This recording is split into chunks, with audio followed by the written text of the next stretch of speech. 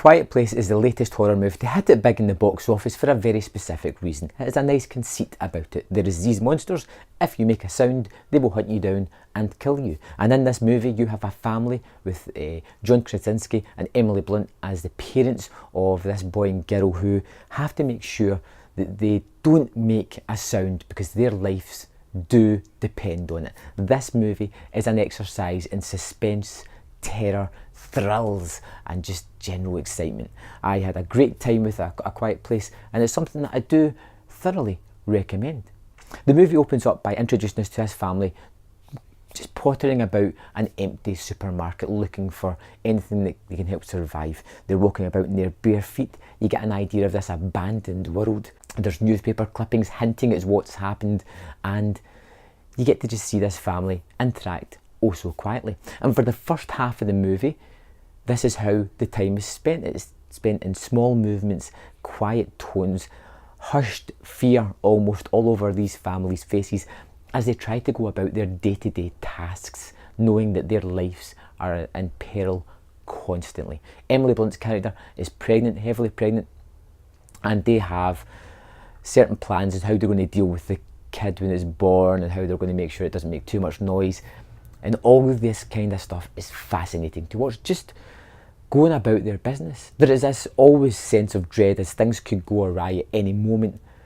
But for the first half of the movie, you're just spending time getting to know these people, getting to know their situation and how they're coping. And it's done tremendously well because it's not done through actual dialogue. It's done through showing you on screen their interactions, the small moments that they touch, the times that they don't, the way they look at each other. It's all done through movement rather than just telling you through dialogue, which is minimal at best. And it just, as it gets to being a little bit much of this, it ramps it up for the second half of the movie. When it hits the fan in the second half, it is consistent, it is constant from there until the finish. The terror, the thrills, the suspense all come into this part. This is a world where there is real weight against what could happen to the characters. Anybody could, can and might just die during the whole proceedings in this second half, which adds a lot to the movie. The creatures themselves are a really fun and novel design, and it's not one of those ones where they hide them out. They show them early on. They really show you these things in their full glory as well. You get an idea that these are things that are kind of taking over the world.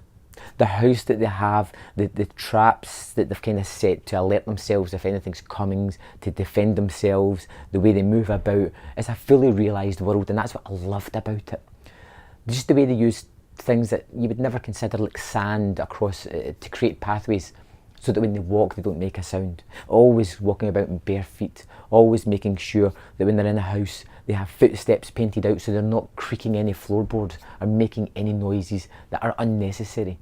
It's a terrific movie that works on several levels because we have this family drama that we see early on that's all through interactions, looks, touches, and then we have this horrendously tense second half of a movie that just seems to ramp up the tension constantly so that you're grasping onto the arms of the chair, or you're sitting at the edge of your seat, or even like I was, holding my breath to try and be quiet while I was watching the movie. It gets to you, it really does affect you. It's not a perfect movie. There are parts that left me a little bit underwhelmed, and I felt that the family surviving quietly was just starting to grow a bit tiresome when the tension hits. But it's a fun movie. It's a well done horror movie. It's a well done exercise in suspense and tension. And it's one that I suggest that you go and see with the biggest crowd that you can. And hopefully they're attuned to the movie and they're quiet and observant and it gets to them like it did get to me.